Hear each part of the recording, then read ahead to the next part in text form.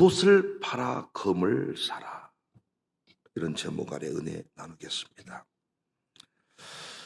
예수님이 체포되기 직전까지도 제자들의 관심은 누가 큰 자인가 였습니다. 24절, 또 그들 사이에 그중 누가 크냐 하는 다툼이 난지라. 이때 우리 예수님께서는 전혀 차원이 다른 말씀을 하셨습니다. 26절 이하, 너희는 그렇지 않을지니 너희 중에 큰 자는 젊은 자와 같고 다스리는 자는 섬기는 자와 같을지니라. 앉아서 먹는 자가 크냐 섬기는 자가 크냐? 앉아서 먹는 자가 아니냐? 그러나 나는 섬기는 자로 너희 중에 있노라. 하나님 나라의 기쁨과 영광은 섬김에 있습니다.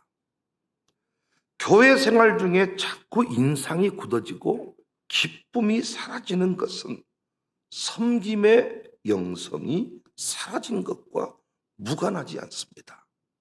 섬길 때 기쁨이 있습니다. 섬길 때 부어주시는 은혜가 다릅니다. 30절, 너희로 내 나라에 있어 내 상에서 먹고 마시며 또는 보좌에 앉아 이스라엘 12지파를 다스리게 하려 하노라. 이 약속은 영원한 나라에서 누릴 상급이기도 하지만 오늘 교회 생활 중에도 우리 삶 속에도 누릴 수 있는 은혜입니다. 사랑하는 성도님들, 결국 섬기는 자가 다스려요. 세상 나라는 많이 소유한 자가 다스리고 정복을 하지만은 하나님 나라는 다릅니다. 살아계신 하나님께서 섬기시는 자를 높여주시고, 아멘 하시죠? 살아계신 하나님께서 섬기는 자를 높여버리시더라고요. 살아계신 하나님께서 섬기는 자를 중심에 세워주십니다. 교회적으로도 마찬가지거든요. 단순히 역사가 전통이 깊은 교회가 큰 교회가 아니라 섬기는 교회가 큰 교회입니다. 하나님 나라는 수시로 장자가 바뀌어버린다는 사실을 명심하시기를 바랍니다. 우리 예수님께서 제자들을 향하여 나의 모든 시험 중에서 항상 나와 함께한 자들이다, 이렇게 말합니다. 이 말이 무슨 말입니까? 제자들을 향하여 나와 함께 죽을 고생, 우리 흔한 말로 개고생한 자들이다. 그러니까 우리 예수님은 단 한 번도 십자가 없는 영광을 말씀한 적이 없어요. 37절, 내가 너희에게 말하노니 기록된 바 그는 불법자의 동류로 여김을 받았다 한 말이 내게 이루어져야 하리니 내게 관한 일이 이루어져 가민이라. 심지어 본문을 보니까 예수님 때문에 불법의 무리가 되어서 체포의 대상이 되었다는 것입니다. 구속영장이 청구된 상태라는 것입니다. 누구 때문에? 예수님 때문에. 어떤 그 노동계 불법운동에 참여하면 구속영장이 떨어지잖아요. 거기 함께한 것만으로도. 예수님 제자들은 예수님 때문에 이 땅에서 잘 먹고 잘 산 게 아니라 불법의 무리가 되어서 체포 대상이 되었다. 바울도 디모데에게 고난을 함께 받자고 했습니다. 그런데 이 시대 교회는 달라요.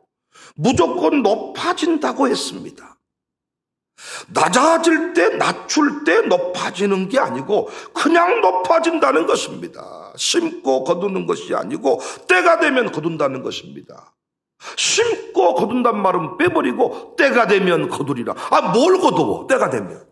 13년이 흘렀네요. 뭘 거둡니까? 심는 게 없이 뭘 거둡니까, 여러분? 제가 아무리 높여주고 싶어도 섬기지 않는 사람들은 교인들 스스로가 그를 존중하지를 않습니다. 말빨이 서지를 않습니다. 어느 순간 침짝 취급을 받습니다. 성경은 낮추면 높이신다.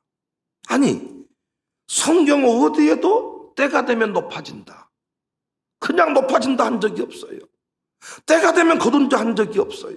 낮출 때, 낮아질 때, 섬길 때 높아지고 심을 때 거둔다. 야고보서 4장 10절에 주 앞에서 낮춰라. 목사가 칭찬을 해주면 낮춰라.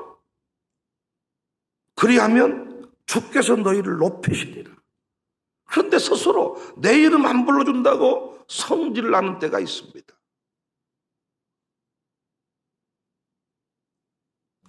조만간에 사고 터질 사람이죠. 겸손해야 쓰신다. 베드로전서 5장 6절에 그러므로 하나님의 능하신 손 아래서 겸손하라.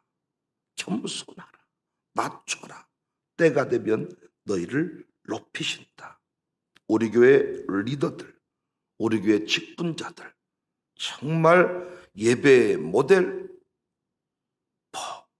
순종의 모델, 이런 것들은 어느 정도 면모를 갖춘 것 같지만 섬김의 모델, 이 부분 조금 다를 수 있습니다. 섬김의 모델, 섬김의 수준이 전문가급이 될 수 있기를 바랍니다. 오늘 본문을 보니까 제자들이 서열 정리하고 있을 때, 누가 높은가 싸움하고 있을 때 마귀는 틈을 노리고 있었더라고요. 31절 시몬아 시몬아 보라 사탄이 너희를 밀가부로 타려고 요구하였다는 거예요. 마귀는 가룟 유다와 같이 모든 제자들을 다 무너뜨리려고 했다는 것입니다. 시몬아 시몬아 사탄이 너희를 밀가부로 타려고 요구했다는 거예요.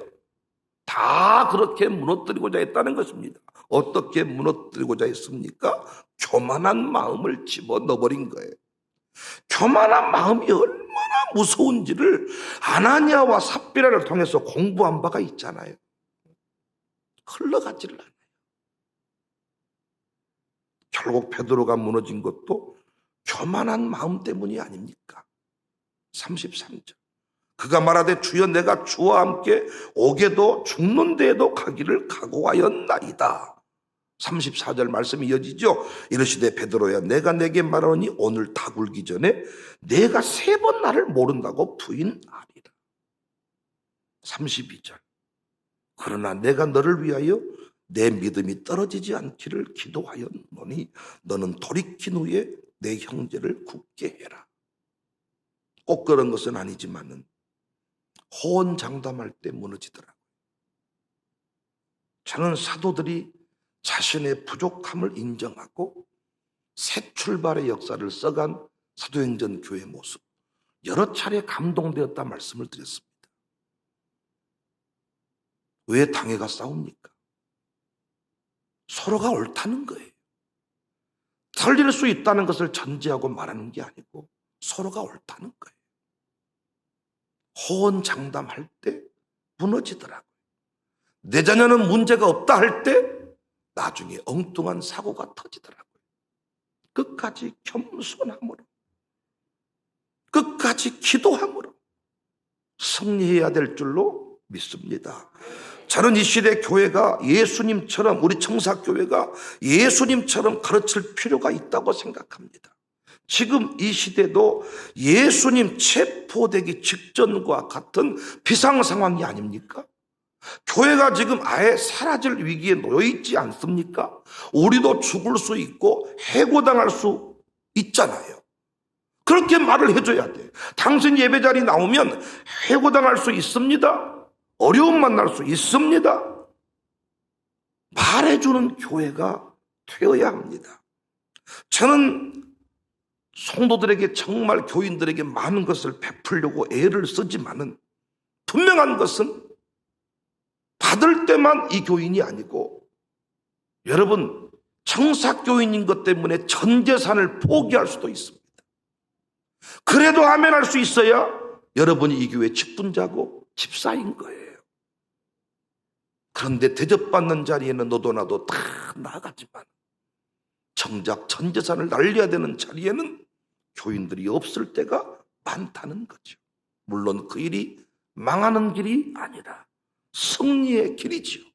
이런 원리를 잘 가르쳐서 섬김이 기쁨이 되고 희생이 기꺼이 어떤 나의 사명이 되고 이런 교회가 되어야 되지 않겠습니까? 목사가 목회를 열심히 하면 아파트 세 채 생기는 게 아니라 오히려 내게 주어진 것들을 다 희생시켜서 목회를 해가는 그런 형태가 되어야 되지 않겠습니까? 여러분이나 저나 늘 이런 부분을 아직 완전히 이루어낸 것이 아니기 때문에 끝까지 우리는 이 부분에 대해서 긴장. 그래서 오늘 본문에 보시면 검을 준비할 때다. 검.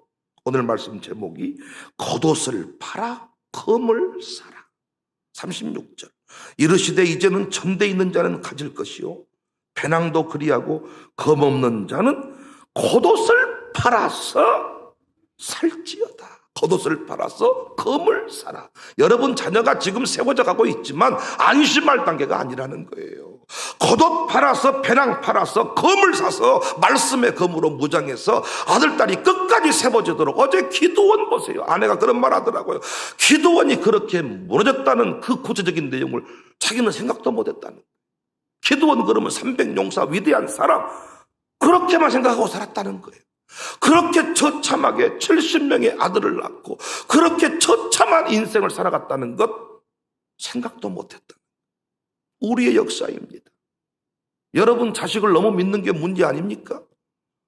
과연 지금 예배드리고 있을까요? 깨어 있을까요? 너무 믿어버린 게 문제 아닙니까? 다른 집은 몰라도 내 자녀만큼은 분명하다. 믿은 게 문제 아닙니까?